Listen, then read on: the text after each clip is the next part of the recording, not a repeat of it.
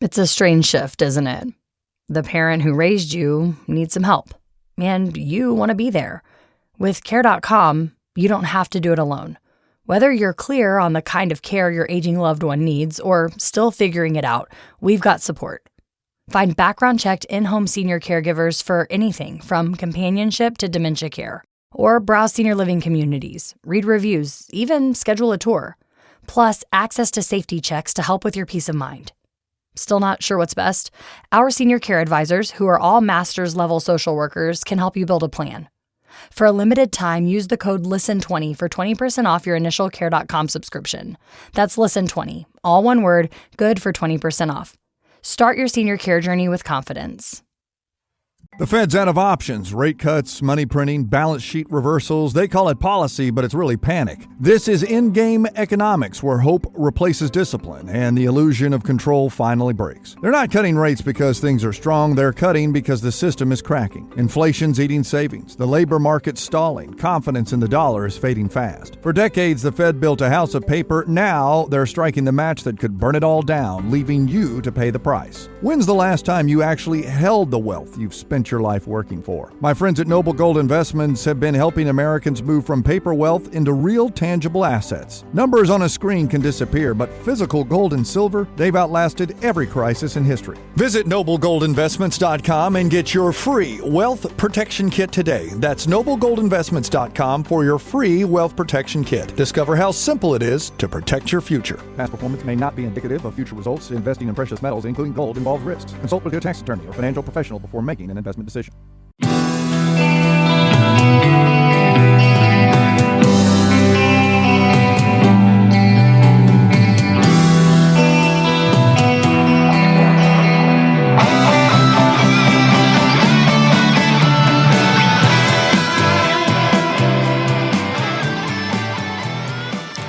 Welcome to Tunnel Talk, a no facts, all feelings wrestling podcast on the Social Suplex Network. I'm Allie. I'm Ann. And I'm Leah. And she put the timer up, and I love the timer, and I can't wait to use it. It's big flashing. Yeah. Normally, I run a timer in the background, and in the Zoom chat, I give 30-minute updates. But it's like sometimes I'm cornholing so hard, I forget what I'm doing, and I lose track. And I discovered that Zoom has an app that will run a stopwatch for you, but it puts it in big black, like ominous square inside my. Feels accusatory at the person running it. Like it has it up in the corner of the like Zoom screen, like discreet for everybody to observe. But then on Leah's picture, it's also there, just being like. And if you're wondering who started this timer, it's Leah, and she's very worried about getting out of here on time. So you better watch the clock. It would be the most passive aggressive thing. Like if you were in a one-on-one with your boss and you just started a clock, it would be amazing. Really, almost any meeting you could be in to start the clock would be a power move. You should start doing it.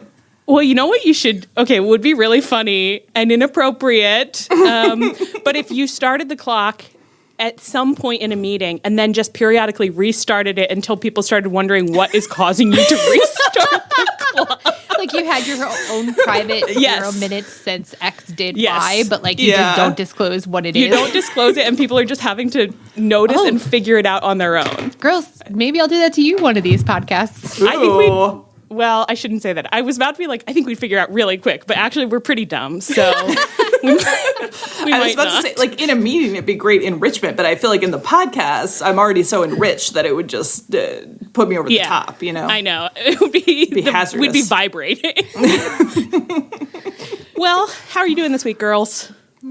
Good. I think it's ridiculous that The Pit is airing new episodes on Thursday nights during our recording, because all day I've been thinking new pit, but I can't watch it till tomorrow. I know. And I watched the first episode of the season, but then because of my trials, I just like couldn't really, I was like, I'm on a strict like Midsummer Murders and now SVU sketch. So, and that has to stop. I think I'm I had to kind of like reach into myself today and be like, Allie, I don't know if we can be watching the sex crime show anymore in February. I think that we might be, in February 2026, I think it might be a hard stop on any more sex crime show episodes. It is weirdly soothing in a way, though. It is, you know. There's going to be justice. The beats they're going to hit. Yeah, and it's like any, I am a procedural girl, so it's like I'll get into one and have it going, but SVU more than some other procedurals does start to kind of drag at you. It does, yeah. Because it's really bad stuff happening on there, and as you know, I'm in season 9. I mean, I jumped to it randomly, and season 9 is it's bananas, insane. Every single episode, so it's crazy. just like, oh, that's what this episode is about. Or sometimes you'll think it's about one thing, and then 15 minutes in, it'll be like a hard pivot to something that you are like, I don't know that I wanted that episode to be about that, if I'm completely honest. There are episodes, especially in that season, where you're like, where did we start? Because it feels like a whole separate episode. Because it's like, oh yeah, the sexsomnia got totally dropped after 10 minutes. Now we're on to like a pregnancy club, Anna and I were having a little gossip about, there's an episode where it's like, it starts with a sexsomniac situation, and then like quickly turns into it's a send up. I mean, it's not a send up. It's just a fictional version of Second Life, where like we can't even get into it, but it is pretty iconic. Not good, kind of iconically good. Terrible, but it reaches a level of terrible that's good in a way. Yeah.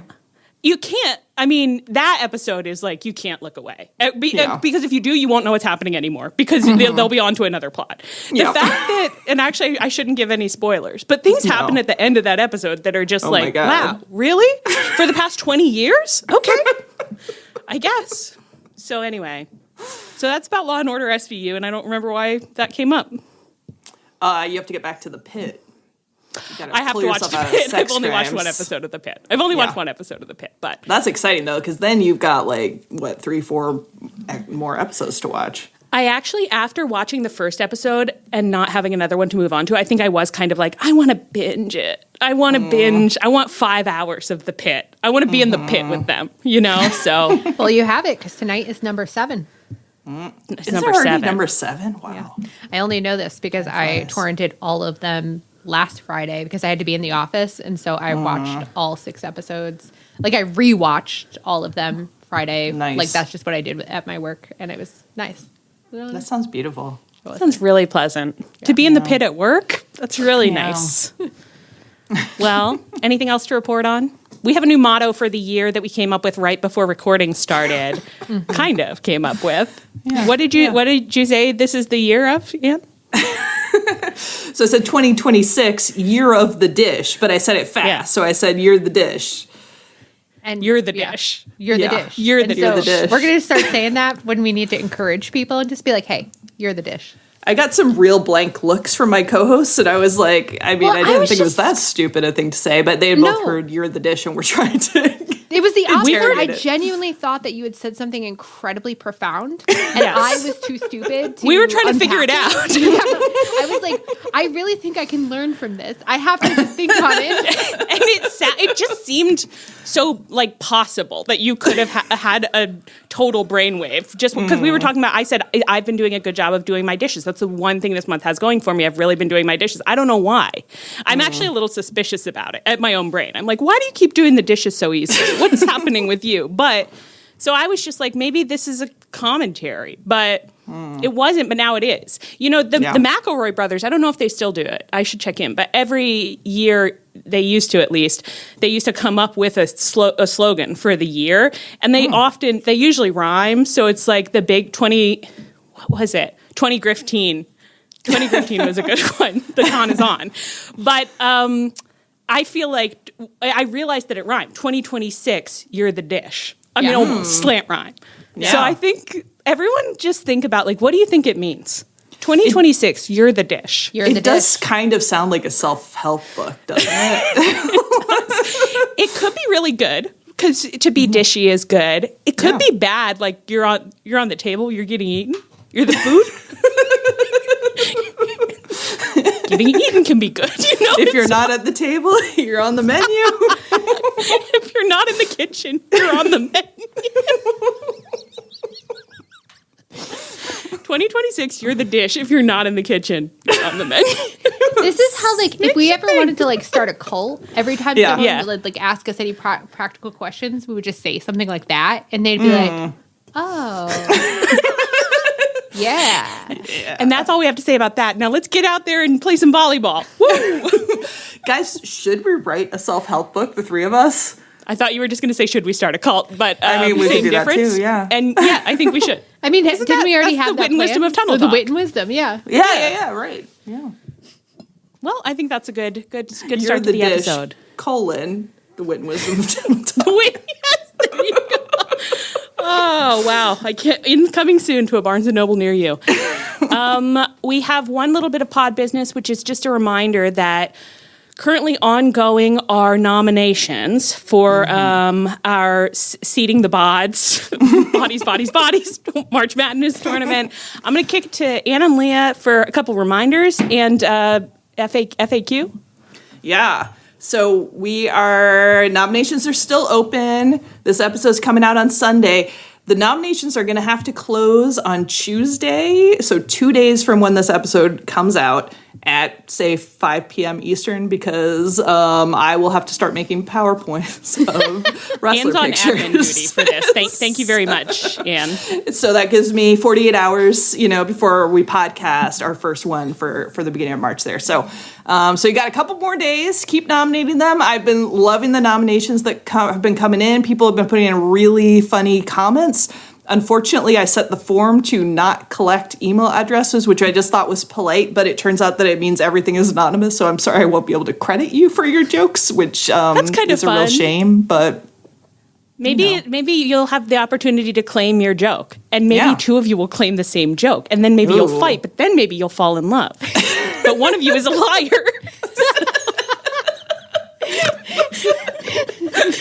Isn't that a sexy thought? I just love the idea of someone charging in to be like, hey, I was stolen. And it was like, oh, I'm so sorry. How will I ever make it up to you? Wow, haven't read that one before, but I'm interested. And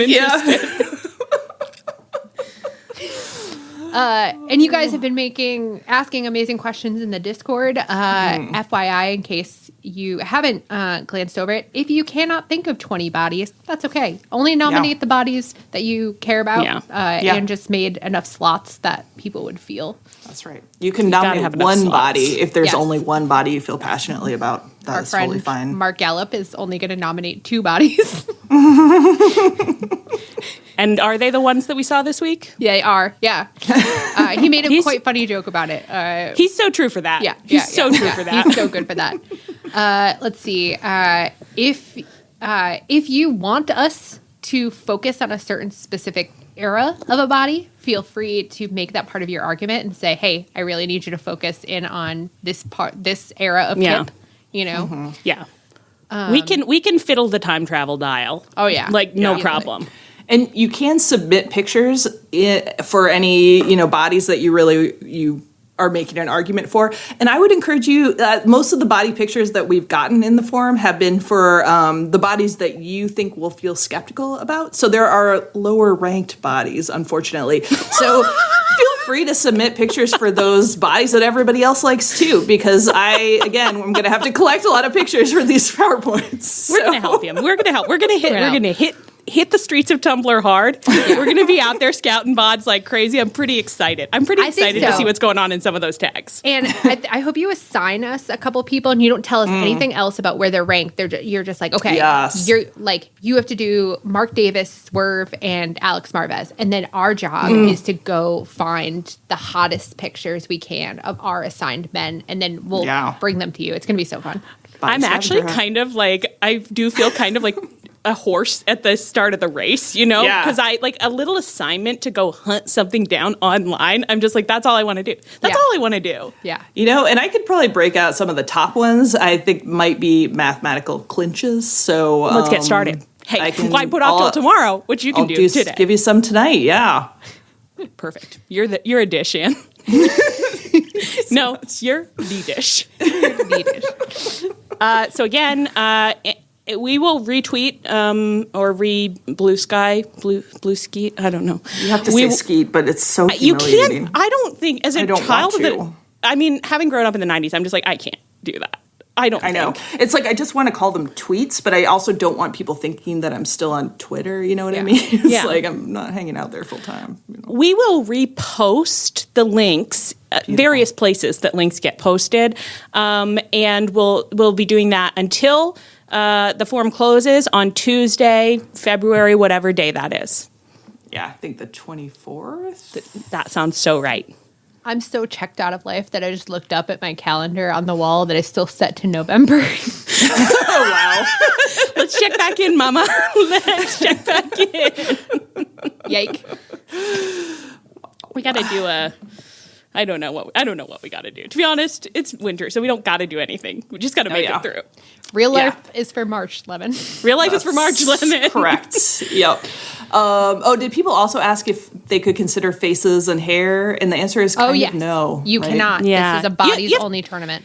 It is. I will say it's hard. but so just do your best, and we're all trying hard together to be objective. Yeah. So yeah. Yeah. You're not supposed to consider personality either, but you know what? Last year it happens. It happens. Yeah, especially once we get into talking about it, it's like there's only so much you can say about a nipple, but so other things start to enter the equation, but we try and keep them at bay. Yeah.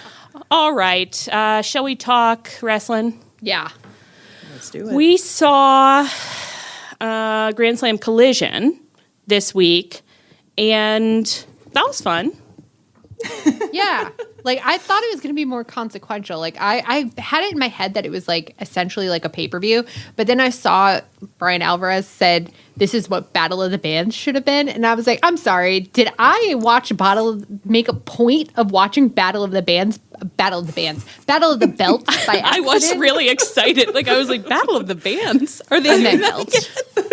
Good. Yes. Okay. Yeah. Of course, Tony can feel free to turn any episode of TV into Battle of the Bands. Get some bands on there. We never see any Yeah. bands. I know, and there's get the Mountain Goats and was it My Chemical Romance? My Chemical Romance. It's crazy to me that we can't get My Chem. They are actively touring again, and they love wrestling. We can't get them. They've hung out with Darby Allin. We can't get them. It seems like we haven't even tried to get them. There seems like there's a lot of easy gets. Like, John Oliver has not stopped talking about AEW. Why He hasn't loves ever wrestling. been on the show? Yeah. I'm worried. Like, I think they need someone new doing something. I don't know exactly what the role is, but it's like, let's just get out there and scout wrestling fans. That also then made use it them. sound like I wanted John Oliver to perform with his band, and you know what? I do. But I would really love who did we say? Oh, it was Justin Rhodes where I said that he should have that Mountain Goat song that's like that we know more after me. Yeah. The Bible verse one. Deuteronomy, maybe. Oh my God! And by the way, something about what you just said just reminded me that Worcester 182 Oh man, yeah. made us a vid to go along with the Bodies tournament. It was just like all AEW bodies that Megan So Thee good. Stallion. So good. Oh my God, it was so good. Dustin Perfect was art. in it. Yes. Thank goodness. Know your audience. Thank you so much. Thank you so much. There was I a say little- kind of like Dustin's body is mine. I'm like, thank you, yes. Thank you for appreciating it. Yeah. There was a little Mox dance that was like perfectly timed with the music that I just like lost it about. I was just so happy. It was so fun to watch. It was like, Yeah. wow, wrestling looks like such a good time. What? Yeah. Yeah. Amazing work, perfect art. We will. Did we already repost it? We'll repost it. We'll repost it again. Yeah. We'll great. definitely repost it again because it was honestly a work of art. Tony, feel free to put that on the television. Yeah. My God, please. We do need more video packages in AEW, specifically body themed. You know what? I feel like the only time that Tony has ever done like a music video was that, what was it? It was like the November Rain video, and everyone went crazy over it. And I was just like, it's really long, and it's honestly, I've seen much better music video. Like, no offense to the video itself, but I didn't want to hear that much November Rain. Yeah. So I would say, like, just do some other different videos. Yeah. Like, we never even saw Constantine on the TV. But let's start with bodies. Let's just start with bodies, I think. Yeah, and we can circle back to Constantine. I mean, it's still in the mix. Annually. We'll circle back annually, certainly, on that request, I think. Now, why? So Why bodies. did we bring up music? Bodies. At My Chemical Romance. Battle of the Bands is how we got here. It was Grand Slam Australia was not very Right, consequential. Grand Slam. Sure. I feel like, you know what? You have to give it to AEW. They did a really good job of making us feel like we have no choice but to watch Grand Slam Australia. And then somewhere in the middle, we were all like, I think we could have chosen not to watch. I know. It was really like, yeah, so this really is just an episode of Collision, huh? You have to, I think that's a huge win for them, honestly, and they should celebrate it. That it's like, we did act like it's pay-per-viewing. Yeah. And in fact, Leah's vibe was like, let's get started because we're going to be here for 5 to 6 hours. Despite the fact that the three of you Nicole and Anne, were talking at one point about the length of the file, I still was like, everybody got their snacks, everybody did a little Red Bull to stay awake, everybody ready. And then it was like the main event came on, and I was like, what's happening right now? Don't we have another 2.5 hours? When you were like, I kind of had it in my head, this was a pay-per-view, I was like, I did think it was kind of weird you were so insistent we were going to watch Collision. No, but it was, I didn't even think it was weird. I was like, we have to watch it. Yeah. They told us we have to watch it. I think it's a huge win for them because It's they often successful advertise marketing. stuff that I'm like, I don't need to do that. This one, it really felt like I have to. And then actually nothing really happened that I had to see. It's incredibly successful marketing because when you think about it, we're the hardest crowd to convince that we have to watch something. And they successfully convinced us that we had to watch it. It was they grifted hard and they won big, you know. So let's check in on the title scene. But you're gonna have to work harder next time because we are not falling for this again. I was like, we have a wrestling podcast, but getting us to watch a weekend show is like, ugh. It used to be precious weekend. It used to be so much easier when they had Rampage on. We actually, pretty consistently would just not make plans to watch Rampage, but just be like, who's around? Is anyone home from their plans? Should we throw on Rampage? Yeah. We would watch it pretty regularly. Yeah. But to do it on a Saturday is just like, you're not getting my ass. No. Absolutely not. Also, really key, Rampage was 1 hour. It was 1 hour. So it was a perfect hour. If Collision was 1 hour, it would definitely be an easier sell if I'm home. Yeah. And with Rampage too, it was like there was 3 hours of television at that time. Yeah. So Rampage was a great show. Well, anyway, enough of that. So Hangman fought Andrade at Grand Slam in Australia, show we watched, and won, making him the new #1 contender for the Men's World Championship. He and Andrade were doing some crowd work. Should I put it that way? Yeah, doing a little flirting. Andrade, of course, on his gimmick of flirting. His flirting gimmick. More women every time, you know? Yeah. But then Hangman said, if you're doing it, I'll do it. And I thought that was a charming little moment. Yeah. Hangman did win. Did I just say that? Yeah, I did. Which I don't know that we thought he would. No, I was confused because I was like, here Andrade's like run through Swerve and Kenny. So I thought we were just on a path where we were like, we're trying to find someone to lose to MJF, and it's going to be Andrade. And that made sense to me. When you put it that way, I'm like, oh, yes, I do track that logic very closely. And I also was like, they're big pushing Andrade right now. Like, Andrade is getting special attention. Of course, he's going to win. Special attention. He's getting Tony's special eye.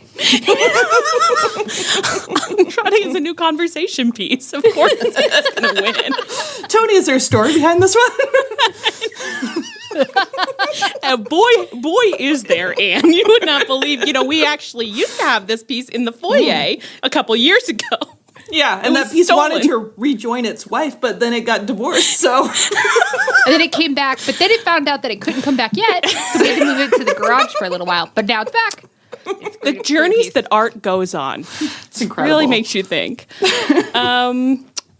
Okay. Yeah. So he won. So we'll circle back on that. And then he had a post-match promo that I didn't follow closely enough at the time, the logic of, but now I think I do. He filmed it right after that match. So it's like he didn't know the outcome of the Brody MJF match yet. Mm-hmm. So he was just like something like, you better hope you do or don't win.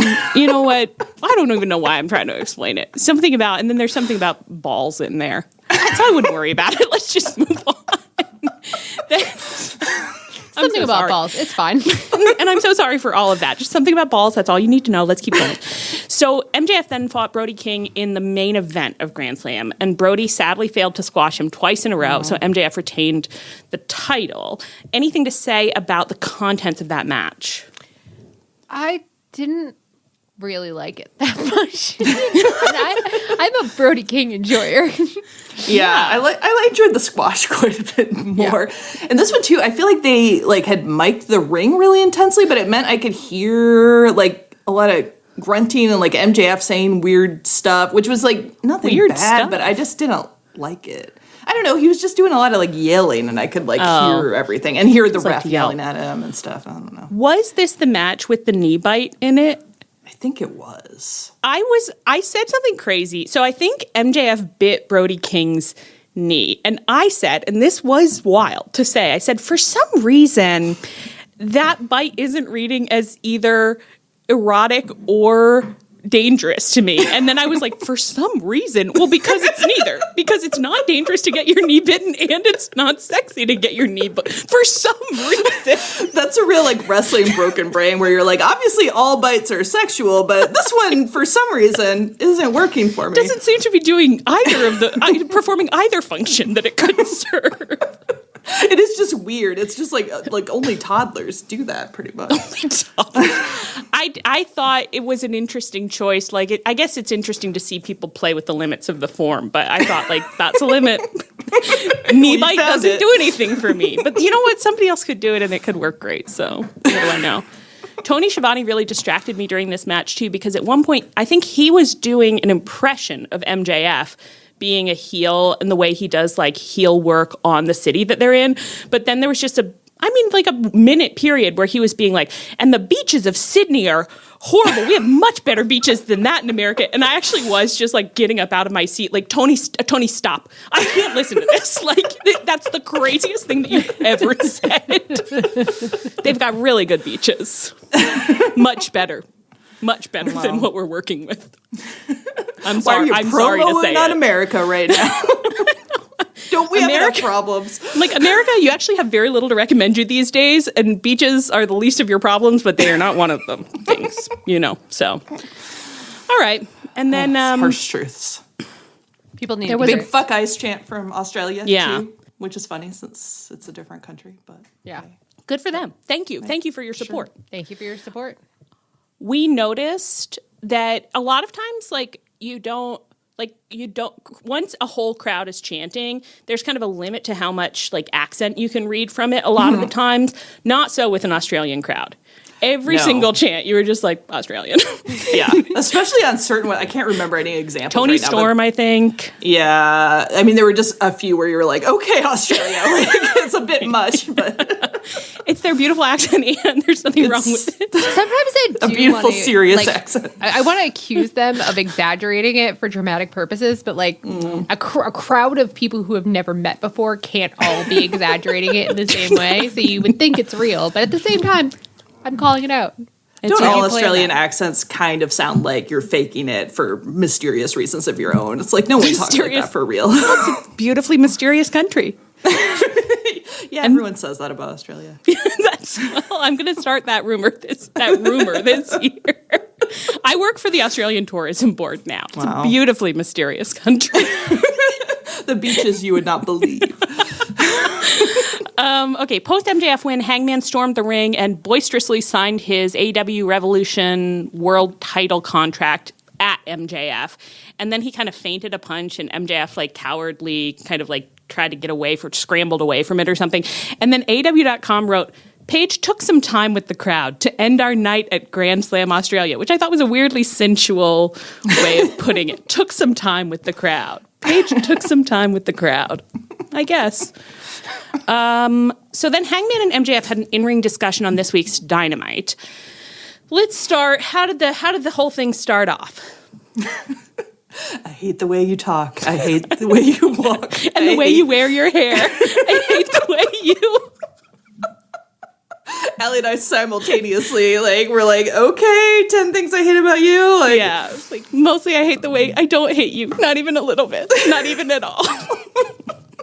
And then once we noticed it, I just couldn't stop hearing it in Julia Stiles' voice the whole rest of the way through. I was just well, if you're not going to kiss in a parking lot at the end of this and he hasn't bought you a Strat or whatever, then I don't know what we're doing here. I don't even know what we're doing.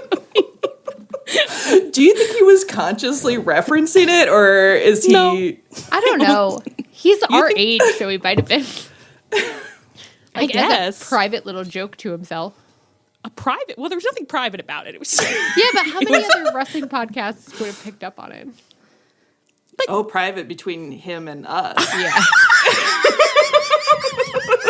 That's true. Nobody else on a wrestling podcast has ever watched a film. They're like, was the TV talking to us again, girls? That was for us. I did feel a little bit this week like he was pandering to us slightly in a way where I was like, he does seem to be desperately trying to get everyone to like him again, and maybe we're on the list, you know? Well, I didn't mind it. I thought it was funny more than anything. I don't know that I found it to be like contributive to any broader themes, but I did think it was funny, and I liked when he said, like, "Are you in a bad mood because your two boyfriends are fighting?" I said like that is the kind of framing that I prefer. Like, let's say what we see. Let's be scientists. Let's be honest about what's happening. So I like that. What did you think of, I guess, like the overall arguments both men ended up making, the rhetorical and psychological approaches here? Yeah, MJF he went in on like kind of, Hangman, are you afraid that you're going to like blow it again, that you are going to fall apart under pressure, which to me felt like kind of an outdated view of Hangman's character. It felt like the Hangman of like 2 years ago more than anything. But then Hangman made the same, like, kind of outdated thing. So it's like where he was like, we're the same person because I'm also afraid of being loved. And I was like, well, you've kind of grown past that too. So, like, I don't know that anybody has a really good handle on what Hangman's ish is today. Well, you never lose your major underlying issues. I did not think that it worked perfectly, but I was startled that that's what he said. And I was like, there's not nothing there. Like, that's not right. But there's not nothing there. Like, to be like, we are both extremely, like, defensive. We are both coming from a place of defensiveness that manifests differently. That's not wrong. Yeah, it's like they were both definitely, like, giving it the old college try, which I appreciate. I think MJF is so down in the dumps with me that it was like, if someone else had been doing it, I probably would have been a little more charitable towards it. And I didn't like, again, because I'm like mad at MJF still, is like Hangman being like, oh, I see you and me, like, you're just like me in the way almost no one else is, kind of thing. And it was like, well, they're both insecure for sure, but it manifests so differently, and some of it is like how they like portray the character, where it's like Hangman is much more three-dimensional as a character and MJF is much more cartoony, but it's also like MJF, like Hangman was insecure that he wasn't like as good as his friends, whereas MJF doesn't have friends. You know, MJF wants to have like minions and people to stand near more. Like, he almost made one friend one time, whereas Hangman's always much more like embedded in a social environment, you know? Almost made one friend one time should be one of those chyrons, you know? That would be fun, yeah. But don't you think also, like, Hangman is often in a social environment against his will? You know what I mean? Like, especially the last couple of years, like, he didn't want to be part of the Dark Order circle, but he was forcibly, you know, like. But he does connect with people, whereas MJF doesn't. You know? And so I think that the interesting kernel to me is that they have some of the same issues, but Hangman's aware of it, and in his better moments works on it and tries to fight against it, whereas MJF is like, and that's what's going on, and there's no way to change it, and I just lean in. So I get something in the execution. They are different flavors of I want love, but I will bite. But MJF, as you say, has never dealt with that enough to really get any love. That's rough, you know? Yeah. Yeah, I feel like MJF is more like the kind of insecure that like a narcissist is, where it's like they don't really want like an equal friend. They want kind of to appear like they have friends, whereas Hangman, I think, like, wants intimacy but self-sabotages, you know? Yeah. I don't actually think they're the same. Obviously, I don't think they're the same character. No, but I I think it is the kind of thing that it's like, it does kind of make sense for Hangman as a character, very self-loathing, even after much growth, you know, that's an underlying thing, to look at someone like MJF and be like, I'm just like this piece of shit because of some of these similarities. So maybe there's a couple layers there. I don't know. I'm not saying it was. I thought it was fine. I thought the whole thing was fine. It like felt like we are running it back kind of quickly, because when was the last time that they faced off? They did do a really good job that time. November. No, I think it was almost a year ago when they did it well, but then they did it again. Oh, God, you're right. More recently. Like, I feel like it was like March-ish. Worried about my grasp on the passage of time but then they like ran it back in the fall, and it was not good the second time. So I think this was better than the second time. But I think so, yeah. Yeah. Anyway, I don't know if we're going to be able to make any. Oh, so yeah, we didn't even get to the part of this with the stipulation. Okay, yeah. So then they got into this kind of convoluted thing where Hangman was like, I don't want to do a normal match with you. I want to do a Texas death match. And I mean, didn't say Texas. Maybe he kind of did. I don't know. He basically was like, I want to do a special match like I like to do.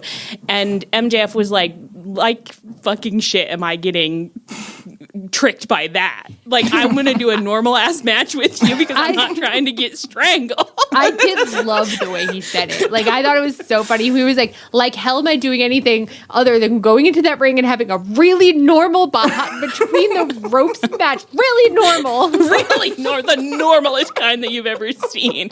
Which was a perfect response, because it was like, yeah, Hangman, I would never agree to have a Texas death match with you. MJF's like, Hangman, we are only having a vanilla missionary style match. In fact, let's come up with a safe word now. We're not going to do anything that would require it, but let's make sure that we have one on the board. Just to be clear, the word no is a safe word, and also pineapple, okay? If I say either of those, we're done. Back up safe word. You're so right. And Hangman was kind of like, yeah, well, I guess that kind of makes sense. Okay, if you will do a special match for me, and I was kind of like, I guess you have to do this to get to doing the special match, but the logic of all of it was kind of like, I don't know about this, but he was like, I'll do something for you, and we can have a stipulation. So yeah, and then he was like, if I lose, if we do a special stipulation match that you choose, but presumably a match that I'll like, I guess. I'll give you a list of 10 stipulations and you can choose one. Yeah, I don't know. And then I lose the match, then I'll never challenge for the world title again. And MJF was like, well, I do like the sound of that, so I guess I will kick the football. Unless, I don't know. So we immediately were just like, what is going on here? And like everybody else on the internet, we're like, Cody Stip? Cody Stip? I didn't know we were doing those. I didn't want to know go into the Codyverse? I know. And it was crazy because, like, again, like going into all of this, I was sure they were looking for someone to lose to MJF. And now after the Will Ospreay, the Owen last year, I'm like, okay, I have to accept the evidence of my eyes, and Hangman winning is on the table as a possibility, which is interesting. Yeah. Yeah. And confusing. Because the other thing the whole run of this, and it's like, we should stop doing it. But should we? I don't know. I'm still going to bring it up. It's like, we're getting our Ospreay promos being like, can I come back? Will I come back? Will I be the best ever? Am I the best ever? Can you not wait to see me again? Am I the sweetest boy in the world? It's just like, you're a great golden retriever. I can't wait for you to come back. But it's like, Will Ospreay is going to be, if he's coming back and he's good, he's going to be fighting at Wembley, I have to assume. We're on the, it's like the stretch of the entire year towards Wembley, I guess. I don't know when that is. But it's like, who's going to be holding the belt? And Will Ospreay, are you going to be challenging for that belt? Who's going to have that belt? Who's going to have that belt at Wembley? And it is like, does Will Ospreay, would he prefer Hangman? It's like, who wouldn't, I know. Like to... Yeah, fight. I don't know. I mean, there is a possibility that Hangman wants to do some kind of story where he I assume he won't stick to the stip if he does lose. That it'll be some kind of like going back on his word thing, which is like, it could be interesting. I mean, yeah, I guess maybe that plays into some of the, some murder husbands talk we could get to, but let's quick check-in. So we don't know. Hey, FYI, guys, we don't know what's going to happen. So, in case you were wondering. Hangman is still ostensibly in a trio. It is so funny how he won the trios belts with Jet Speed and immediately stopped speaking to them. It's like it's really good for me that the trios belt just become an accessory for somebody near the title scene, and they just get mentioned every now and then. Like Mox held them while he was champ, or like the Death Riders held them while he was champ, and then Samoa Joe held them around the time that he was champ, and then so it's now Hangman has them, and it's just sort of like, now are they like, they just go with it, like they're just like minion belts. I love that. I love that Tony's like, at my company, if you get the Men's World Championship, you actually get a bonus belt as well that you get to share with two of your best friends. And Hangman said, I don't have any fucking friends. I don't do that, actually, so I'll just pick him and him. He said they're the company promotion assigned friends. Like, it's like if you looked around and were like, I have to assign some friends, it is going to be Jet Speed, you know? It's gonna be the principal when the new kid comes to school. It's like, Jet Speed, show him around, you know? Oh, yeah. Jet Speed is like the welcome committee that meets you at the principal's office and is like, oh my God, you're going to love this school. Yeah. Now, like, as you say that, I'm like, and yet I haven't seen them like walk up to Tommaso Ciampa and say like, can I see your schedule? Do you have any classes together? I'd love to show you where your locker is. Oh, she's a great teacher. You're going to love World Civ with Ms. S. That's an idea. And you know, Speedball, that's an idea for your vlog. Yeah. Oh my gosh, yes. Let's do some behind the scenes content there. Well, they are going to have a trios fight. I don't actually know that we have to get into the Ricochet of all this. Does anyone want to say anything about Ricochet? Can anyone enlighten me about the timeline of the Ricochet Jungle Boy feud? I only had included it in the schedule because like the demand had like 3 segments this week, and so I felt bad putting all of it in the grab bag. And you had asked in the middle of the Dynamite, you were like, "Now, when are they going to fight Jungle Boy?" And I was like, "Oh, it happened. I watched it. When did I watch it?" At some point. I realized that it had happened. I thought that last week on Dynamite, I saw Ricochet be like, "Jack Perry, when I get my hands on you, you're going to wish you'd never been born." And then this week, he was like, "Thank God I got my hands on Jack Perry," and we took care of that. And I was like, "Ooh." Wait a second, but I watched the only show between these. For once, I watched. So I was kind of like, did I miss it on Grand Slam Australia? Or did it happen at House Show Brisbane or whatever? House Show Brisbane. That's what they call it. That's what they call it, yeah. I don't know. I haven't figured it out. And so if anybody wants to explain it. He did promo on Jungle Boy last week, but I don't remember what he said. But I don't know. But he really implied, like, thank goodness we took care of that problem. And then he got back to his dressing room and was like, a knife in my door. What a funny joke. And it was like, well, I don't know. I'm confused. I loved that commentary had to, like, really hammer it to make sure people got the reference. And they were like, a knife? Jungle Jack Perry makes knives. Have you guys watched his Instagram? He's an artisanal knife maker. Ever heard of him? Really famous on the Red Bear circuit. All right, let's move on.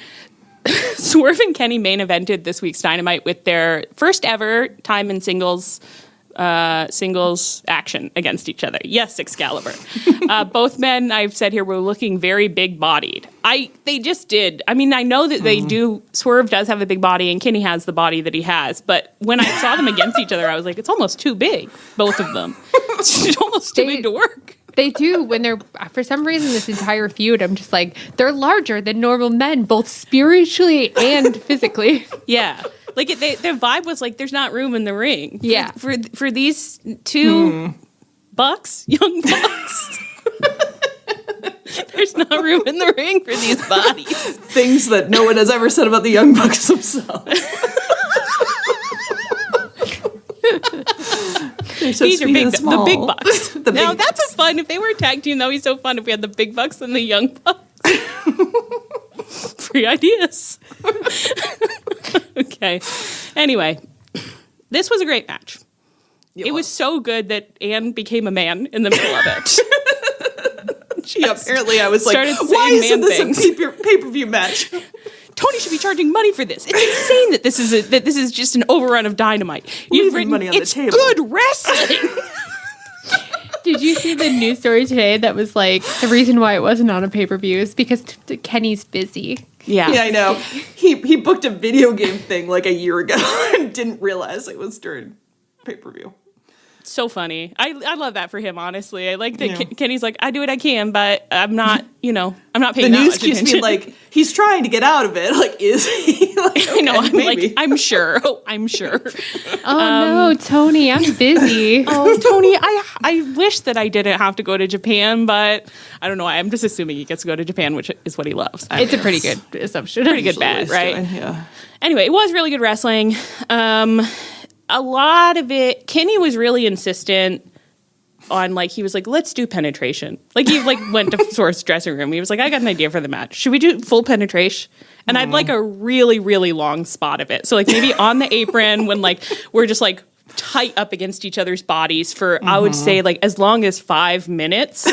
And I would like it to be kind of a grinding thing. Because I'm trying to launch you over my head, but we're just stuck in this position for as many as 5 to 10 minutes, I would say, grinding together.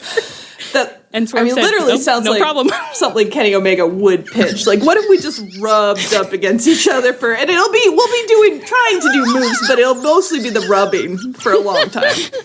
We're rubbing because we're trying to get to the move. Do you see what do you follow? And Swerve's just like, yeah, Seen the vision? I definitely follow. Like, I know you, so I do follow. So I liked that move. I liked the whole thing. You guys enjoy it? You have fun? Yeah. Well, plot relevant stuff. In the middle of the match, Swerve duplicitously tugged referee Aubrey into the path of a V-trigger. Kenny V-triggered her. And then he said, you know what? I am probably going to be out for a little while. It's the impression I'm getting, me, Allie. Should I just try to get the mommy's little hand before I go? Should I just see if I could get it this week? You can have it, yes.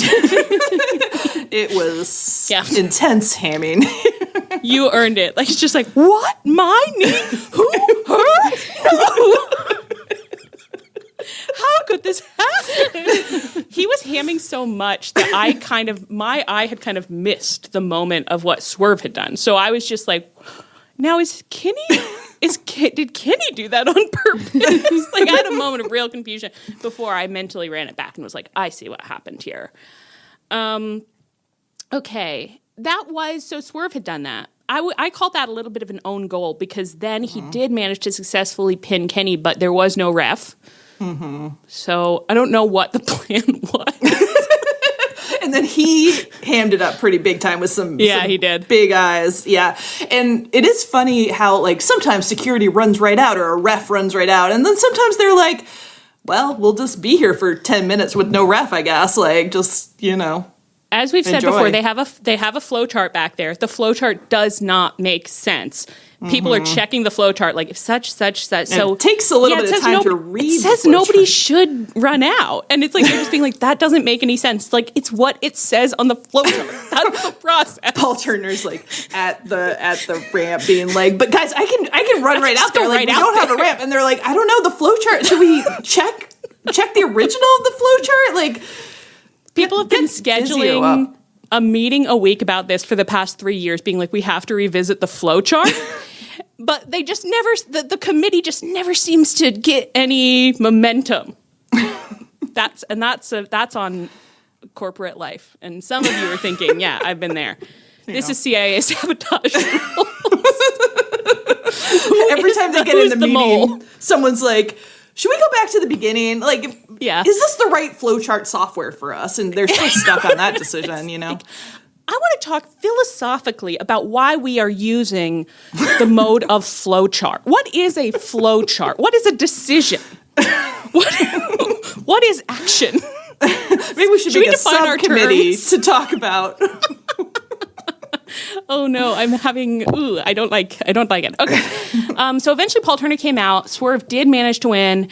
So he pinned Kenny, huge. And then he was so excited and angry that then he started beating Kenny up some more.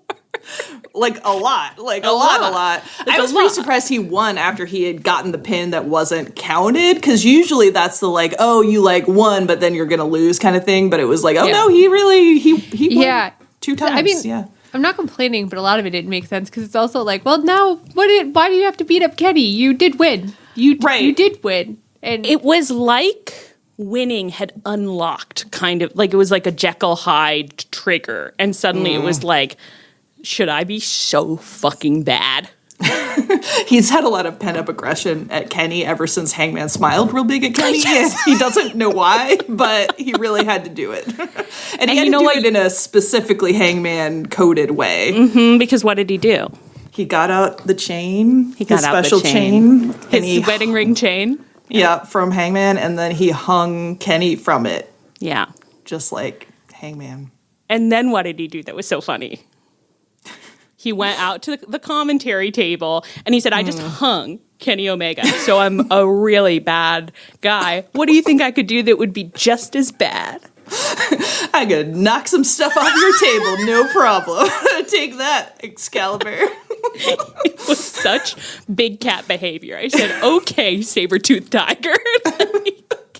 Just a big paw just swiping stuff off the desk, and then it's like you just ate a man's head, so we all know that you're on bad behavior. Okay, I don't know that this is. It's like you could have like knocked the monitors off and then strangled Kenny Omega, and that would have been an escalation. Yeah, instead of being like, well, I'm starting to calm down. So ultimately, I liked this more. I did find it really charming and funny.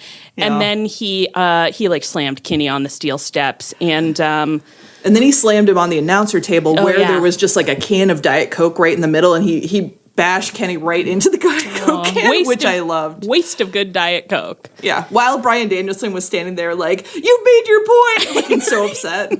It's delightful. Stop, he's already dead. Yeah. So I don't know. What did you guys think? What was your takeaway about Swerve's psychology, his character right now, storylines going forward? Anything you got? I feel like maybe it's just because we miss the time we miss, but it's like I don't know why Swerve did any of this except jealousy of Hangman potentially, but that's my own cloud story, So it's like obviously he's heel turning, perhaps because he doesn't want to fight MJF, but I don't know. In kayfabe, what's up with him? I don't know. Is it just that he's so mad about like losing in the 4-way and then losing to Andrade, and he's just like, and your face right now, mad about losing. Tell me more. Do wrestling men get? I wouldn't have thought of that. Mad about Leah. Can you say it again? What was your thought? Mad about losing? I know that makes sense. And Andrade cheated, big time, and now he's not in the title scene.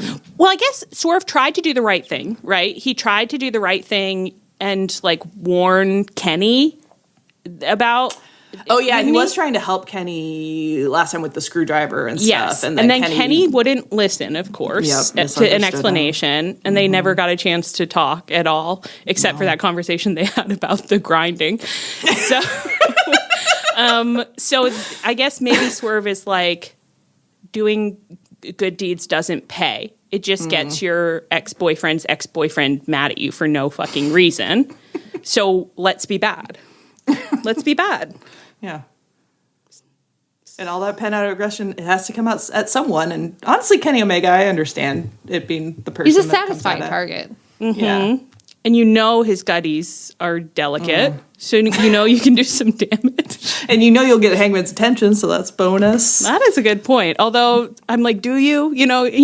What actually really guarantees you Hangman's attention these days? It's true, just breaking into his house. I mean, you have to go that far. You might have to escalate again. I did think, it's like, this is why I said it earlier, the Hangman having this weird stip and being like, oh, is he gonna... Like, that can't possibly happen, but, like, if he lost and it happened, then he would turn heel. So I guess you could do it as a heel thing, a heel turn thing, that you then, like, walk back in some way later. And so it's like, if he's heel turning and Swerve's heel turning, I'm like, well, then why wouldn't you have them be a tag team and they wear those chains out every time they do something is what I'm wondering. And then they, like, murder people together and then they kiss real nasty on top of them. Yeah. Yeah, and then they fall off a cliff about it. You know, the classic story. That's tale as old as time, yeah. So that was my only thought, but again, I don't know what's going to happen. Honestly, everything in AEW, in kind of an exhilarating way lately, I'm like, I don't know where any of this is going. Yeah. It's fun. And Kenny, I guess, I have to assume, are we going to see him on TV next week? He really got beaten up so much. Yeah. You have to assume he's getting ridden off. The Bucks came out afterwards, I guess, to tenderly kneel over his body and be like, oh, Kenneth, you're always getting yourself in these little scrapes. They're like, Kenny, you come back to work for 1 week and then you always get beat up so bad. Kenny's like, I don't know how it happened. Oh my God, Kenny, I can't believe this happened before your big trip to Japan. I saw someone say that Nick was wearing a t-shirt with the picture of Sabrina Carpenter wearing the Young Bucks t-shirt, but I actually couldn't. I probably had to go do something else, so I didn't see the part where you could actually see the t-shirt. But the idea that he was wearing it was so exhilarating to me that I was I was really pleased, and I was like, you know what? Actually, I do wish I owned that t-shirt. I actually do want that t-shirt. Yeah. So that made me happy. Maybe you've noticed the stairs, the groceries, everything that's not as easy as they used to be, and you're starting to wonder, what would it look like to get a little help?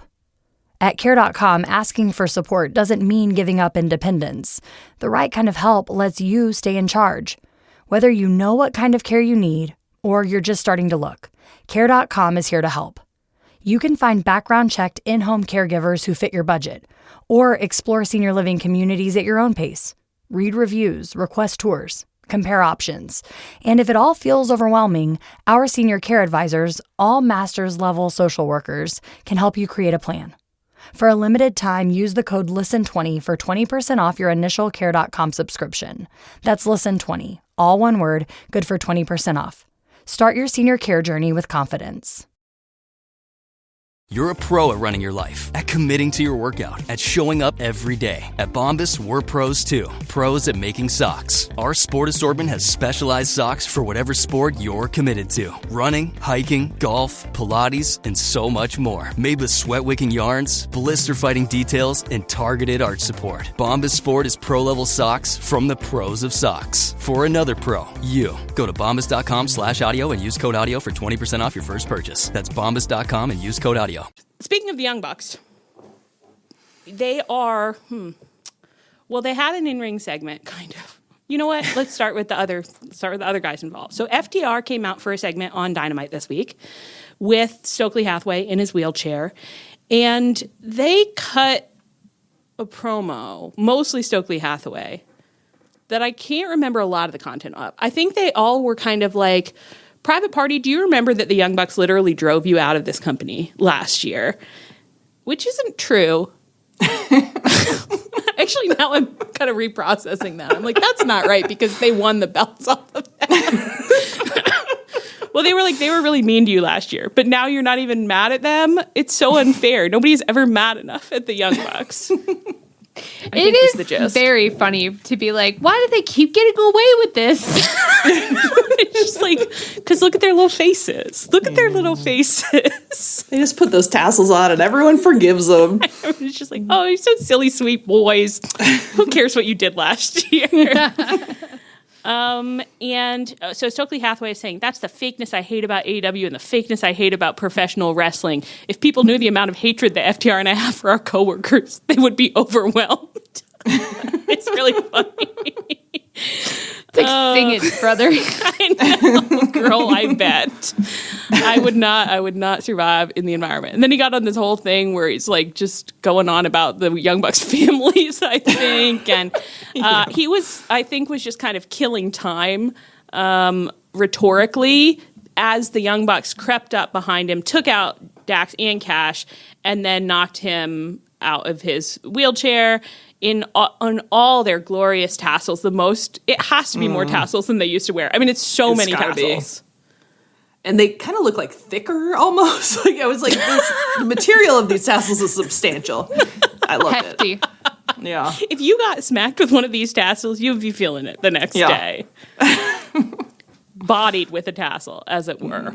And so then, it says Nick grabbed the mic and said they are officially the number one contenders for the AEW World Tag Team Championships, and they will challenge FTR at Revolution. Leah, do you want to debut these new nicknames?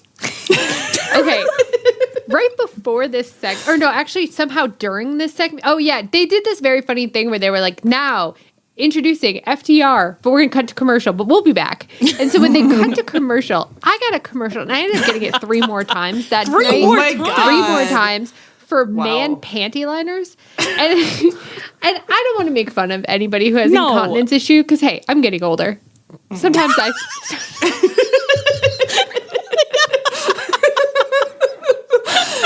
Are you concerned about what HBO Max thinks you're...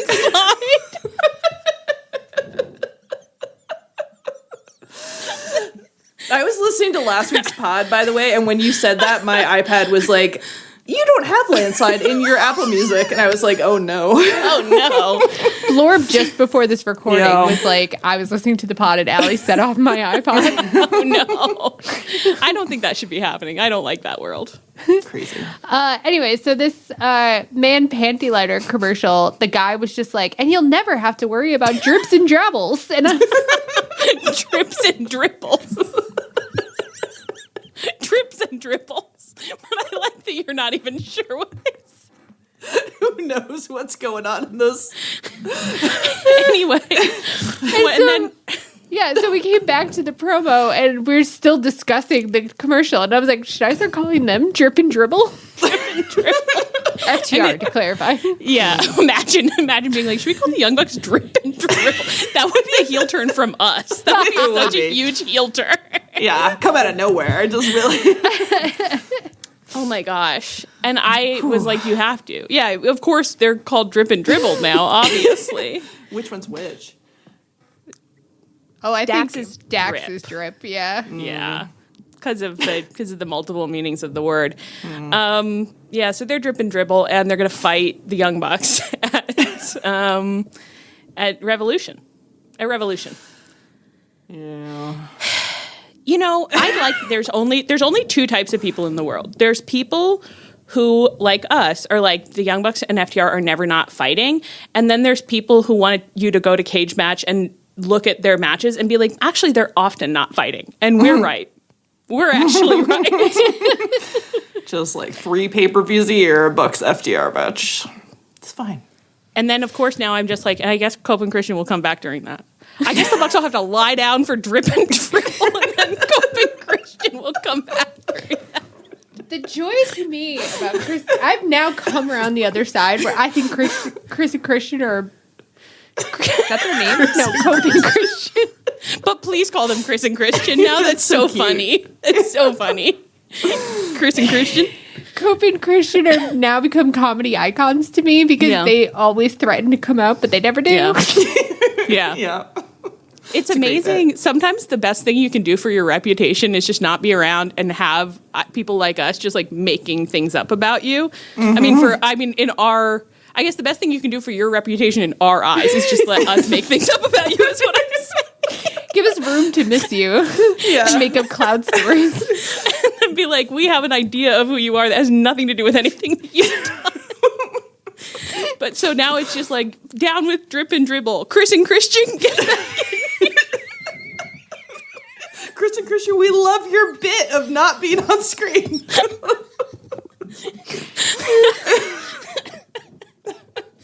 Oh my gosh. Well, anything else to say about any of that? Are we ever going to find out where Chris Jericho is going? Speaking of not being on screen. I don't know. I had an amazing time this week where the beginning of the week they were like, guys, he's not actually off contract yet. He's still under contract. Anything could happen. And then I think yesterday they were like, yeah, but he is going to go to WWE at some point though. And I was like, I thought his contract was up. Apparently, as of this week, they are now saying that they think Tony might have froze it for some reason. So he might have a couple more weeks, but nobody knows for sure because nobody will talk. I don't know. Actually, I don't know why I was about to pretend that I have any insight into this, but I was about to confidently be like, well, why would Tony want it to get closer to WrestleMania before letting Christian go? Has nothing to do with it. But he might drive ticket sales. So it's like, I think you should let him go as soon as possible because you want to keep him away from the ticket sales. Unless you can hold on to him. Yeah. If you can hold on to him past WrestleMania. Exactly. I don't know that. I don't know what it means that he froze his contract. Like, has Chris Jericho had any injury time? He's never been out injured. I think he gets Fozzy time. Fozzy time. It's written into his contract. We can extend you for Fozzy time. You can have as much Fozzy time as you like, but it may be tacked on at the end of your contract. Watch, that's what the truth is. Lawyers, call us. We'd love to know. If Chris Jericho's being punished for his Fozzy time, interesting. I heard that WrestleMania is not selling good. Just kidding. I don't want to talk about that. I don't know anything. Okay. The funniest thing about producing for Trish and Sarah is that, like, I was so checked out of everything AEW during our break, but was weirdly really on top of all ticket sales and everything happening in New Japan because I had to produce for them. So it was like, I have a weird, like, slanted not that I retain anything. I mean, don't quiz me on anything that I've heard. Knowledge of many things. Yeah. Leah, do you think that All In might outsell WrestleMania? Yeah, what are the chances? I don't know. That one doesn't have an episode yet. Can you ask me about it? Said I can't crib off of homework that hasn't been written, girls. We'll check in on that later. People come to us. Tanahashi's retirement sold really good though. Did it sell amazing? Oh yeah, that's really good. WrestleMania and All In won't touch it. That's what I heard. I love that. You know what? I love that. She said repeatedly. Anyway, let's move on. Y'all done here? OC and Tony Storm got all dolled up. Oh, that was a fun way I was going to write it. But then, this is what AW.com said about them. This is at Grand Slam Australia. Ever heard of it? Collision. Storm and Cassidy came out in matching denim. A beautiful compromise of their typical ring gear. Their wedding vows? A beautiful compromise. A beautiful compromise of their typical ring gear. Yuta had made a wig out of Mina's hair that he cut off the other week. So that's some fun arts and crafts. I love when I see that somebody's done a little arts and crafts. I know. We should have gotten like a clip of him like putting it together. Yeah. Oh, yeah. I would love a little behind the scenes. Mm-hmm. If they had done a package, and it's the only package in Grand Slam, and it's just a package of Wheeler Yuta doing arts and crafts. Gluing hair. Yeah. That's what I want. Yeah. Tony ended up pinning Yuta for the win, as we suspected would occur. I mean, we suspected that Yuta would get pinned, but I like that Tony did it. And then we got a long hair shaving segment, and I thought, this is entertainment. This is what Mama comes here for, is just to watch a man get badly shaved with lots of cheerful celebrating for as many as 10 to 15 minutes. While his antagonist passed the razor around, Marina was holding his hand tightly.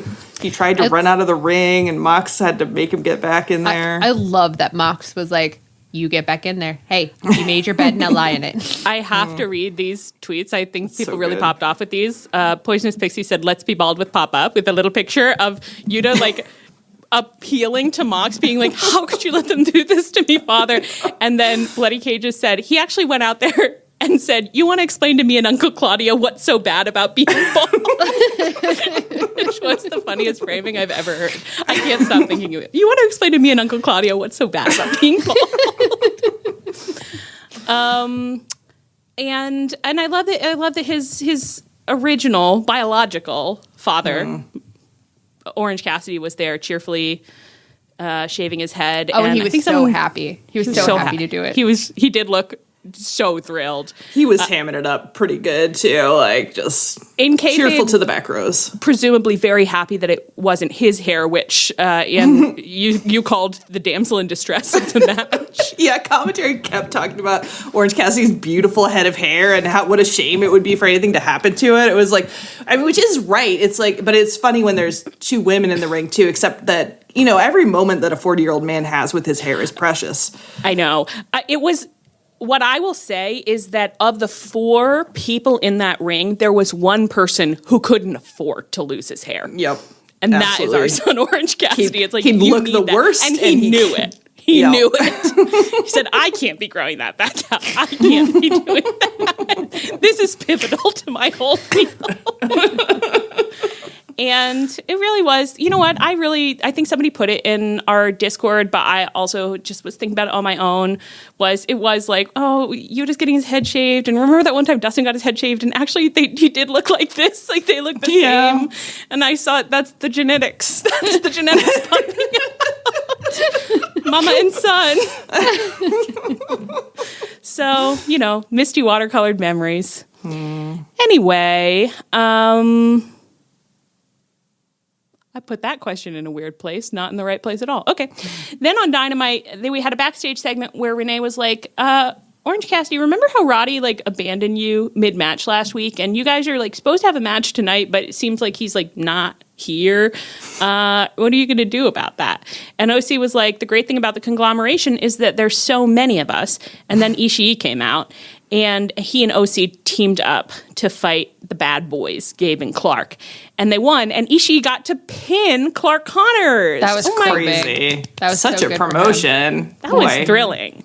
That's a real, you might be bottom of the totem pole, you're a New Japan guy, but when a New Japan guy comes over, moved up a slot. All right. Suddenly you don't have to take the pin every time. You even get to give the pin, to be the pinner. You might get to pin. He did get to pin partly thanks to some timely intervention from Darby Allin and his skateboard in the crowd. This happened last week, right? Is it happening every week? What's Darby? What I'm wondering, and I know you guys can't answer this for me, not to malign you ahead of time, but I know you can't explain this. Let's be really honest. Let's be real, my stupid girls. Girls, I know you don't have a lick of insight into this, but what's going on that Darby is not fighting any matches right now, but he does keep being in the crowd, dragging a man out into the crowd? What level of question. Is he kind of injured? Is he kind of injured, but Tony can't send him home because he's he'll hurt himself worse, so I have to give him some light work to do here where he probably won't hurt himself worse. What's going on? It's like a person with a concussion. It's I can't let Darby go to sleep. He's got to stay here under our eyes. Yeah, no, I don't know. He got dragged around in that body bag too, so it's how hurt could he be? But I don't know. You were Maybe right. We don't have a lick of insight. Maybe he just enjoys popping out in the crowd because it's always you don't see it coming, and then just all of a sudden he's there and he snatches someone. It is true that Darby Allin's favorite thing is you didn't know I was in here. Remember when he was behind the bleachers and kind of popped up but it was very confusing because you weren't sure where they were, and there was a black cloth behind him, and I was like, what is happening? Anyway.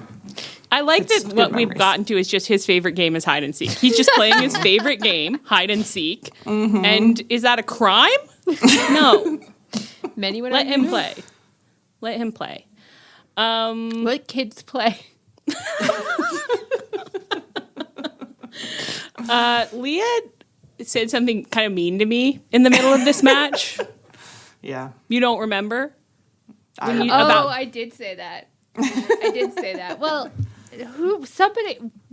Anne, did you say is anybody sexually attracted to Gabe or something? And I was like, I had the thought several times that I wonder if Allie's attracted to his fish belly pale stomach, which was so honestly humiliating to read. But I read it and I thought, I guess I better take the question seriously. To be clear, she asked because often when I talk about the attractive qualities of Kyle O'Reilly, I'll be like, his beautiful pale fish belly stomach.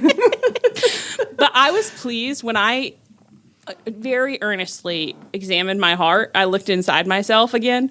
I was pleased to find out, no, it's not fish belly, pale stomachs in general. It's just on Kyle. Just Kyle's beautiful, just specific Kyle's whole deal. Fish body, yeah. Gabe Kidd is not doing it. I'm really proud to say publicly on this podcast, Gabe Kidd does not do it for me. Oh. For now. I will say Gabe Kidd has been nominated for a Best Bod. He's probably not going to make the cutoff, but someone put him in there, and Clark Connors has not been nominated. So wow. Thank God. Well, I do think Clark Connors, although, and I know you don't want to hear it, Leah, because you loathe him for some reason. Even though he is, to me, just really straightforwardly attractive, it is a middle of the road attractiveness that it's like, if you're going to nominate a Clark Connors, you would nominate 10 other men instead. Yeah, I can see body-wise. He's replacement level hot, yeah. And that felt cruel to say. I'm sorry, Clark, but Leah, you probably enjoyed that. I did like it. Yeah. It's good that it's good that we were a little mean I like to him that this week. He's Timu several people. It wasn't just that you were like, he's Timu Hangman. It's like, there's like several people he could stand in for. You'd nominate 10 people ahead of him for sure if you were into that kind of thing. It's not like you're going on Pinterest like, I want this specific dress from Anthropologie, so I'm going to look for dresses like that dress. It's like, I want an Anthropologie dress for cheaper. So I'm looking for any dress that looks like it could be from Anthropologie. I like that. Yeah. I like that a lot. Perfect. All right. Well, so that's all the time that we have to be mean to Clark Connors, and we'll just move on. Do you want to say anything about Roddy? I have no clue what's going on with that man. No. Not at all. It's very like, oh, is his storyline progressing, or is he just so confusing, he needed to go to Disney World? I think a bunch of people were like, I think he's going to join the Death Riders, but it's like, well, Mox is face turning, so. Well, Roddy isn't. What is Roddy? I don't know. Yeah. I don't know. Roddy, you could see him like weaseling, like it wouldn't exactly be a heel turn for him to join another faction necessarily. Yeah. Not that they ever do it that way, but. Yeah, him and the Death Riders, it's interesting. It doesn't feel right. I did just think it does make sense given everything about wrestling, but you really don't usually see someone, like a backstage segment where someone's like, listen, I just don't think this is working out. Can I just no level hard with feelings. You? I do not see this as a good fit. I will be leaving the group. I really think the Death Riders is more my personality, but I've loved conglomerating with you guys, these last few weeks. And I'd love to see a conscious uncoupling. And it's like, from a dramatic standpoint, you can understand why it's not what's happening, but it would be so funny for it to just happen a couple times. It'd be so funny if someone came up and consciously uncoupled where they're like, I just don't think it's a good fit, like no hard feelings. The Death Riders really, I like their vibe. Yeah, and so they're like, no, like Roddy's no hard feelings, but if the conglomeration is like desperately hurt, like their feelings are so hurt, and then they're furious at Roddy for breaking up with them, even though he did it amicably, like they're like, how dare he? And then they like keep trying to attack him, and he's like, guys, I said like no hard feelings. Yeah, that would be a lot better. That would be funny. That'd be a lot better. Free idea. One of our classic free ideas. Speaking of the Death Riders, Mox and Takeshita fought at Grand Slam, and that was fine. Yeah. It ended with a time limit draw. Afterwards, Mox got up in Takeshita's face, and Takeshita did his big finisher on him. And I thought that was fine. I don't know if it was just speculation or whether someone had it for real, but that was a little bit of an audible, because like the crowd got so mad about the time limit draw that like Mox was like, hey, do your finisher on me. See if it makes me feel better. I also saw that speculation and wasn't clear if it was based on anything or I don't know. Though. It was fun. It's fun. Yeah. And then Takeshita did do a little back scratchy on Mox. He did. It wasn't as sexual as you would like it to be, but no, he tried. We got to get points for trying. Yeah. You've got to get points for trying, and also it's like, was it a Mox level back scratchy? No, but was it biting a knee? Also no. So it's like good to be between those two things. There's two extremes on the sexiness scale. It's Mox back scratch, knee bite, and there's a lot of room in between. So much room to play in there. And then this week on Dynamite, Mox fought Mark Davis, and that was actually like crazy sexy. Like that match, I didn't have any expectations really. No. It blew them out of the water. It felt like Mox woke something up in Mark Davis.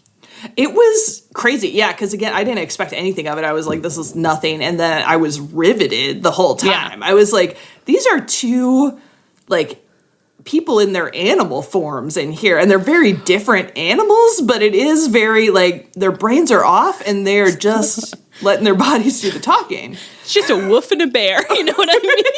Yeah.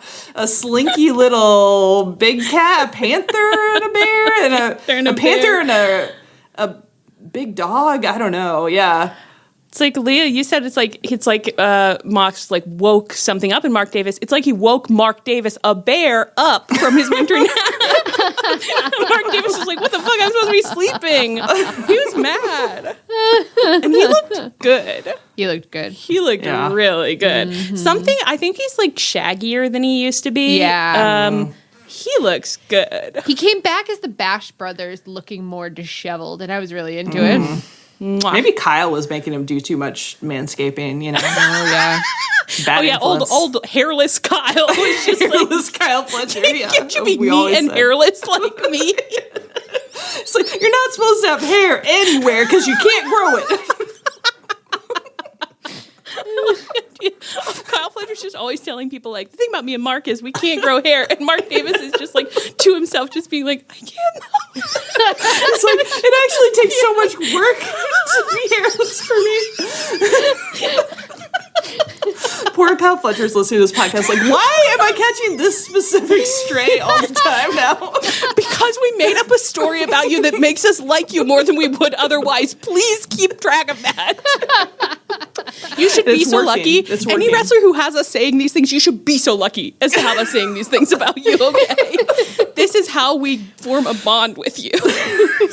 By calling you hairless Kyle Fletcher and saying that you repeatedly told Mark Davis that your gimmick was that neither of you could grow hair. Mark Davis is like, you know, I was sad to have our tag team breakup, but like, thank God. The money I'm saving on there. He's like, and now I can go out in my natural hairy state. Feels good. You know what? It looks good too. So, what else can you say about that? Yeah, great match. Had a really, really good time. Later, Death Riders had a backstage segment where they challenged the DCF to a match on Collision, and Mox was like, I'm not done with Takeshita. I'm going to fight him at Revolution. So that's all good. The DCF responded later in the night.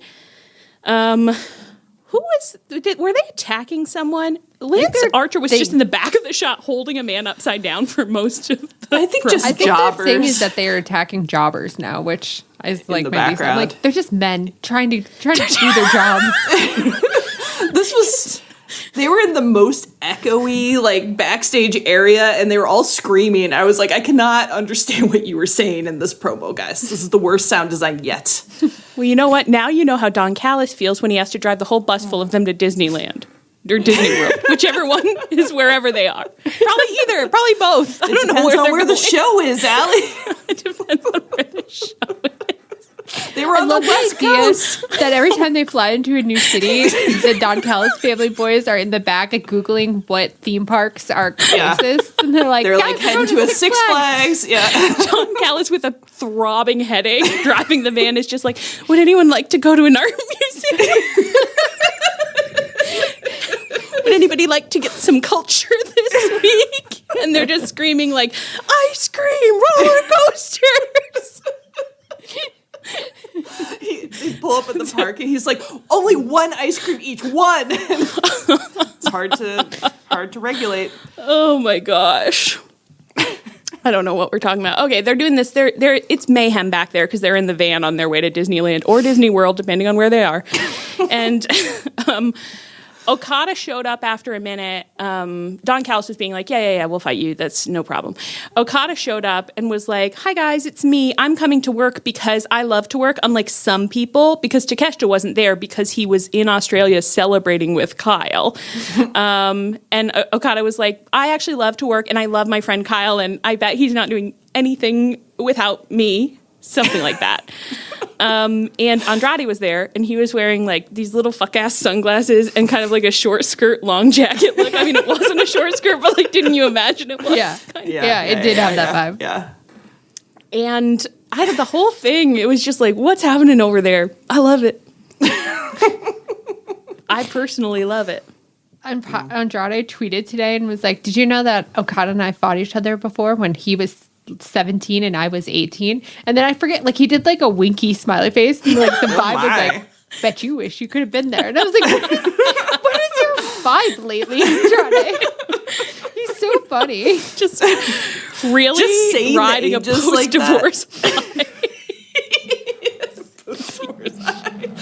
just saying you were 17 and 18 is like sounds filthy somehow. Immediately, Well, yeah, it's like, you shouldn't bring that up, should you? Is that okay? Oh my gosh. I just said that we could talk in here. I don't think we need a full segment on the Briscoe-Fletcher ladder match. Does anyone have anything they want to say about it, first of all? It happened. I like to watch ladder matches because the men do feats of insane body Strength and agility. Where was that sentence going? Strength, agility, and near death. But I don't think it's really something that like I feel like the only thing you can really do is recount moves, which is like not what we're here for. And we literally can't. We're not here for it because we can't do it. They fell off the ladders. They jumped off the ladders. There were moments where you thought, will they ever get up again? But they did get up again, which is good. And Kyle won. And the only thing I want to say about it is that, and it's not about the ladder match, and actually I don't remember if Don Callis said this about Fletcher or Andrade, but about one of them, he was basically like, the populace of Sydney is so disrupted by his presence that I've had to stash him away at a, quote, unique out-of-the-way hotel. What does that mean? What does any of that mean? What do you mean? I've had to stash him away at a unique, out-of-the-way hotel. Sounds like it's like I had to take him to Alcatraz. Like it's like you put him in a prison. You put him in a grandmother's basement. You're keeping him in a cave. Like it's definitely a euphemism, but for what? For what? It's like people were swooning too hard, so I had to put him in a cave. What do you mean? Does Sydney have an amusement park that they could have gone to? Oh my God, I have no idea. But Wow. probably there's got to be one around there somewhere. It's a big city. There's got to be one within. Should we look that up? No, I won't. Hey, boss, should we just go off the rails here? Let's not. But there's a lot to do in the city. Oh, sure. There's a lot of museums that I'm sure Don Callis wanted to visit. He wanted to get them to that Sydney Opera House, but they heard opera. No. I wonder if any of the wrestlers, the one thing that I sometimes have been like, should I do this? And then I haven't done it, is climb the Sydney Harbor Bridge. I wonder if the wrestlers did that. Because you go, you just pay and you go up. Anyway, sure they went to Shake Shack. I think that picture of, I think there was a picture of Megan Bain and Penelope Ford, like just like cruising around Sydney Harbor in a boat, which I liked. Oh, that's nice. That's so cute. Unless I'm misremembering, but I thought that was really sweet. I think they're really sweet. I love love. Yeah. I love love. All right. No. If we have any bigger picture thoughts, no. Vetoed. All right. And then a quick check-in on the women. Babes of Wrath fought Mega Bad at Grand Slam and won, which was fine, but not surprising. And it was a totally fine match, but it didn't thrill me. I will say that. Like, it was fine. It was fine. And then Willow defended the TBS title in a 4-way versus Marina Shafir, Megan Bain, and Mina Shirakawa on Dynamite this week. And that was, I thought, was more fun in some ways match. But also Willow did retain, so it's like also no surprises there. So, and that was all fine. It was all fine. I didn't think that the title was going to change hands, and there wasn't a lot to the match. It was fine. It was like, I had no complaints. I'm not mad at anybody right now, but they're just not really giving you anything to get worked up about right now. Yeah. And of course we could become mad at any moment. So everyone live in fear of that. But this was all fine. But I agree. You were kind of like, I don't think anything really like astonishing is going to happen here. And it didn't. But the matches were good. The Brawling Birds had their first ever match together on Dynamite versus some jobbers. And my main comment about this was I love that, like, sometimes people will become a tag team, especially like the men, really, because it's mostly been men forming tag teams. They'll form a tag team and it'll take them a while to be like, should our gear look like it goes together? I like that Jamie Hayter and Alex Windsor were like, day one, obviously the gear should look like it goes together. You fucking moron. They're taking this so seriously. Yeah. They're like, we need a name. We need matching gear. Like, we are a team now. They're in the clubhouse. They are brainstorming. And I just like imagining the behind the scenes of like someone in a little notebook being like, okay, points of order. Like we've got to choose a name. We got to figure out what our gear's going to look like. It's going to look like a little like Union Jack. That'll be fun. I'd say women, they organize things better in general, you know. Yeah, they love organizing. Okay. Anything else to say about that? We'll see them again. Thunder Rosa and Chris Statlander had a backstage segment together. It was hard. I'll see what you guys think. Chris is not currently cleared to fight. And Statlander said she doesn't want to wrestle. She wants to fight as long as Tekla isn't too scared to hide from her. So she was like, let's take it to the streets, I guess, kind of. But I can't because I'm not cleared. And Thunder Rosa has just been re-cleared. She's been out since All In. And she also wants to go after Tekla. And Stat was like, well, I would just say, like, you know, be careful because she's like a toxic spider. So be careful and good luck with your things. And then Thunder Rosa was like, I don't need luck because I actually am like doing the best I've ever been and looking the best I've ever been. And so I'll see you out there, Tekla.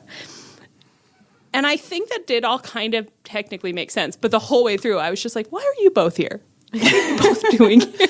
I know. I had kind of forgotten Thunder Rosa was a person and that she still went here. Because it's like, it has only been since All In, but like she was out for so long before that. She was out for a long time. Was she in the women's battle royale or was she in something else and All In? No, my girls don't know. I don't know why I asked the battle royale. She didn't have. She must have been in that. Yeah, surely. I shouldn't have asked. I'm sorry. We don't know.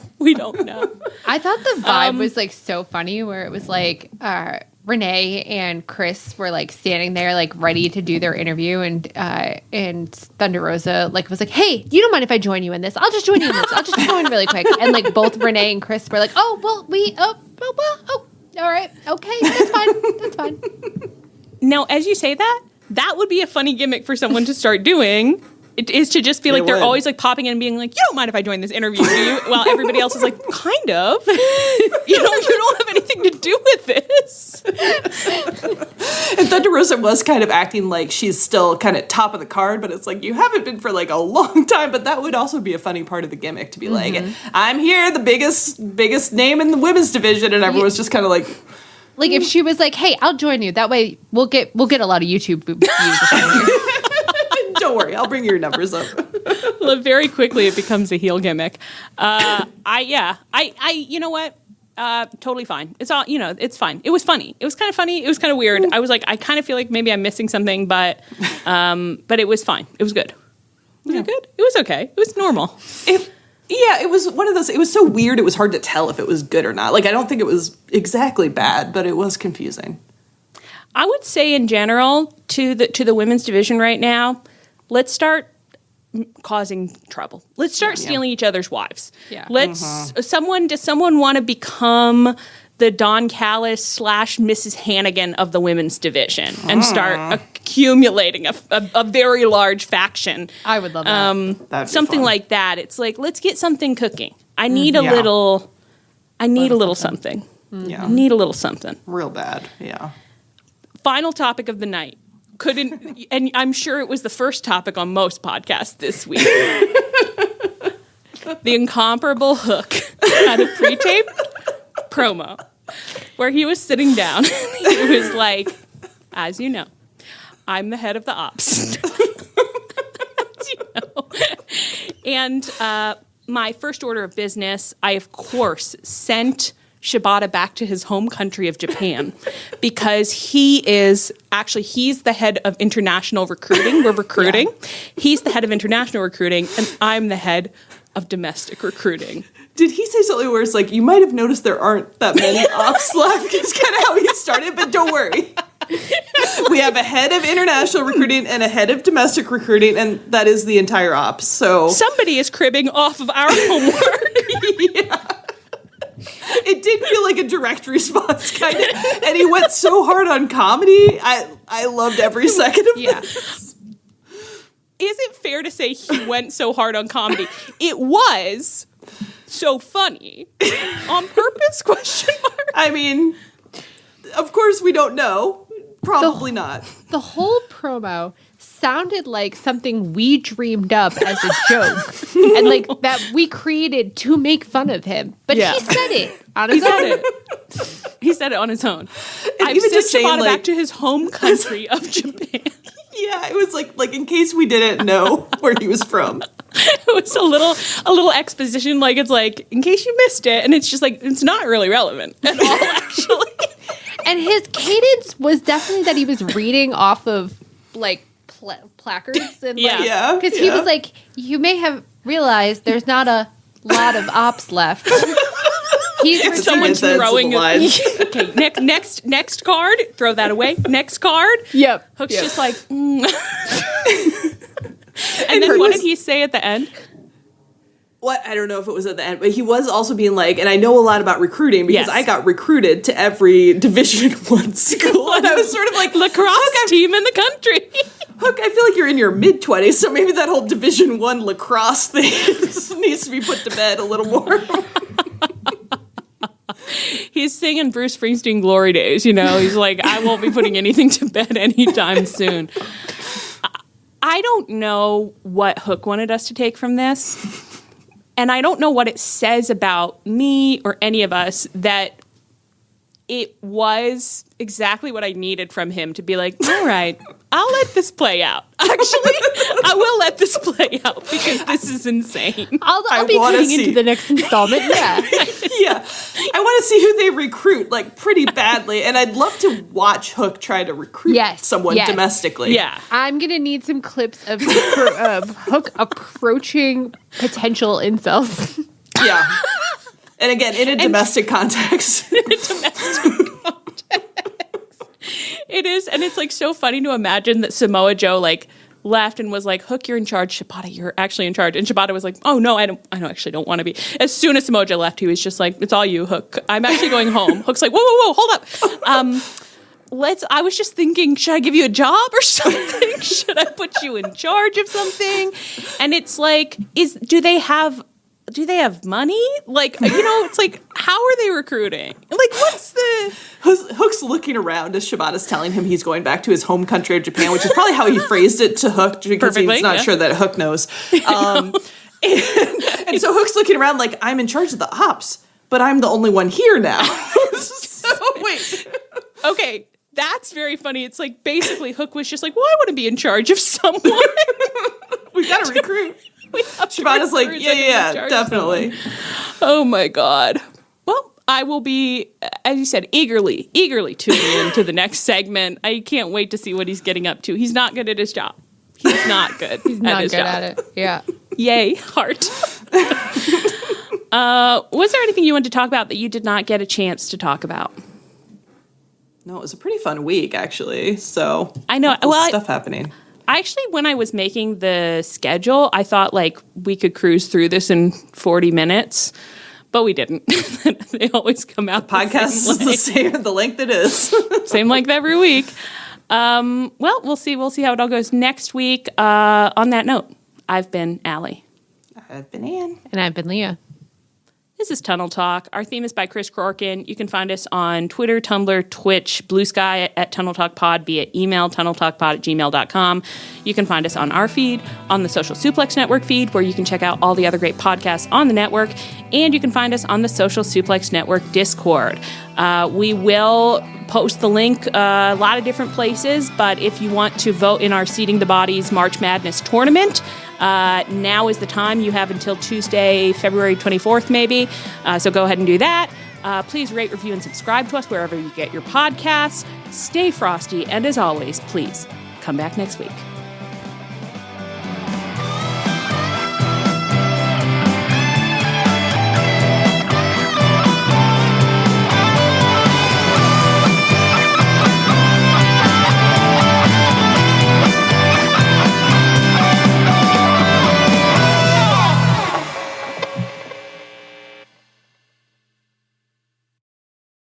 You're a pro at running your life, at committing to your workout, at showing up every day. At Bombas, we're pros too. Pros at making socks. Our sport assortment has specialized socks for whatever sport you're committed to. Running, hiking, golf, Pilates, and so much more. Made with sweat-wicking yarns, blister-fighting details, and targeted arch support. Bombas Sport is pro-level socks from the pros of socks. For another pro, you. Go to bombas.com/audio and use code audio for 20% off your first purchase. That's bombas.com and use code audio.